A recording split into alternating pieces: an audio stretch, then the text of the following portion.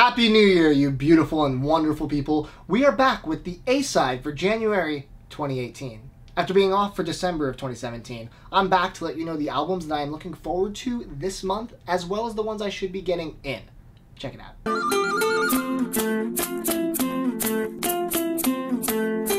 We are at a new year, 2018, which means that there are new albums coming out that we should be excited for, and new records to buy and get in. Truth be told, this is not going to be a terribly long A-side. I don't have a lot coming in for January. A lot of the stuff I have on order is going to come in later in the year, like February, March. But there are a couple good ones, and of the albums coming out this month, nothing's really like wowing me right off the bat, but there are some bands that I'm curious to hear what their output's going to be like. Tune Yards, I Can Feel You Creep Into My Private Life. Tune Yards is Meryl Garbus. She is incredibly talented live. I've seen her back during the Who Kill days, which is my favorite album of theirs. She does these amazing vocal loops and drum loops. She stands in the middle and just sets up these incredible textured sounds. And I think Who Kill is a pop masterpiece. Experimental pop, really. It's not your typical pop music by any means. But she's super talented, and I didn't really love her last album, Nicky Knack. I thought it was middling at best. So I'm curious to see if she returns to form with this one. I haven't heard the single that's out. I hope that it's good. If it's not, that's fine, but I'm definitely gonna give it a shot. Django, Marble Skies. Django is an English rock band that does a lot of psych art rock, really unique stuff. Their first self-titled album is my favorite of theirs. Much like the Tune Yards thing I just said. Love the first album. Second album, hit or miss, more miss than hit. So I'm wondering if these guys can also pull it out for their third effort. The first album is just so strong. I really want them to go back to that sound. Maybe they will for Marble Skies. Let's see how it goes. Mimicking Birds, Layers of Us. The first time I heard about them was, I don't know, maybe 10 years ago. They were involved with Glacial Pace, which is Isaac Brock from Modest Mouse's label. I loved their first album. It was really cool, loop-based, lo-fi, indie folk, indie rock stuff. And their second album didn't really win me over. That seems to be the trend in this video. Good first album, mediocre second album, maybe good third album. And that's what I'm hoping for this one. The single that came out for this album is really lush. It's the only way to describe it. It's really nice sounding, very pretty, and it gives me high hopes that this album might be excellent. So definitely looking forward to checking this out. Nightmares on Wax, Shape the Future. It's been a few years since we got a Nightmares on Wax release. He does really good down-tempo electronic, sometimes trip-hoppy stuff. Really great DJ. I have a bunch of his stuff on vinyl. One of my favorite albums of his is Smoker's Delight.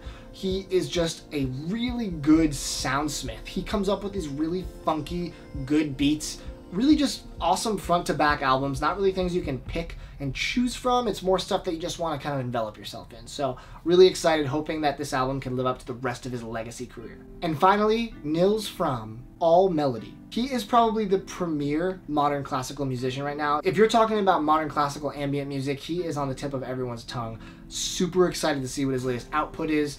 You know, a lot of modern classical stuff can be hit or miss depending on the artist. Some of it can be really boring, some of it can be a little derivative, but all of his stuff so far has been a home run for me. So I think this is probably going to follow suit.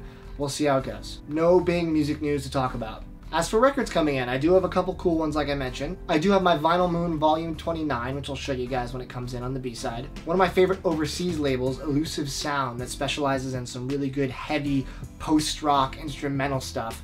They're coming out with a new album by a band called Black, B-L-A-K, and the album title is Between Darkness and Light. In signature fashion, they have done some really beautiful variants for the album, amazing packaging. I can't wait to show you guys this in the B-side. This is some really good, kind of black metal-y at times. It's heavy post-rock with some nice peaceful moments peppered in. It's a really pretty album. I'm excited to own it. I recently, through some Googling, just happened to stumble upon the label Jakarta, who does these dub plates. They have a series of 12 is the most recent one, and it's basically putting really good hip-hop EPs or albums on limited run, maybe 100 to 150 copy records that sell out insanely fast and shoot into the aftermarket. I've missed out on a bunch of really good ones, but I was able to get to the Bandcamp page for number 12 when there were 4 copies left. I grabbed one later that day, it was all gone. The Conscious Tree by Jay LaMotta is dubplate 12, and this is a breathtaking album. I've never heard of this person. That's kind of what the label does. They take unknown or small name artists and kind of give them a platform. This album is jazzy hip-hop brilliance. She is so good. It reminds me of the feeling I got when I first heard No Name, where I was like, I can't believe someone's making this kind of just really top-notch jazzy hip-hop that's simple, understated, and just really powerful in what it's saying. I've only heard the first couple tracks of this album and I was immediately sold. That's why I bought it. I knew I would regret it later. It's sold out now, so I think I made a good move, but I'm really excited to listen to it and let you guys know more thoughts of it in the B-side. Vaporwave legends Telepath and HKE teamed up to be 2814, which is a supergroup in the Vaporwave world. I own their record Birth of a New Day on black vinyl. I got the original run of it, and they recently reissued that as well as the self-titled 2814 album, which has never been on vinyl, only on a very hard to get cassette tape, both on purple wax. They had a bundle, so I just splurged for both, you know. As one of my favorite Vaporwave albums when it comes to really pretty ambient soundscapey stuff, 2814 leads the pack, and I'm really excited to have both of those on purple vinyl. Hopefully they arrive this month, fingers crossed. And finally, Hristo, Take It With a Big Spoon. This is a 7-inch single, and I didn't know about this until I made my video about the record that's a cymbal that plays music. Someone commented saying, have you heard about the beeswax record? And I went and looked into it.